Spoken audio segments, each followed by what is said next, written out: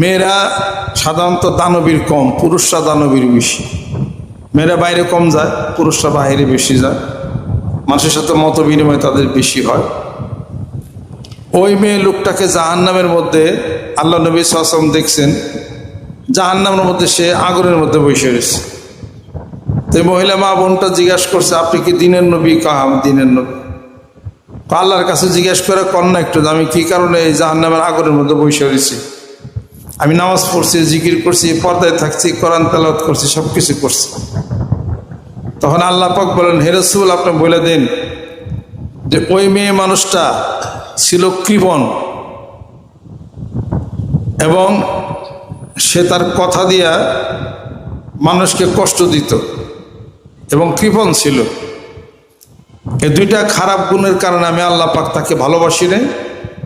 তার জীবনের সমস্ত নেক আমল সব বরবাদ হয়ে তার আমি জাহান্নামে দিছি। মেয়ে লোকটা খাস পর্দা করতো, কোরআন শরীফ পড়তো, জিকির করতো, নামাজ পড়তো, কিন্তু দানবীর ছিল না, কৃপণ ছিল, আর কথা দিয়ে মানুষকে কষ্ট দিত।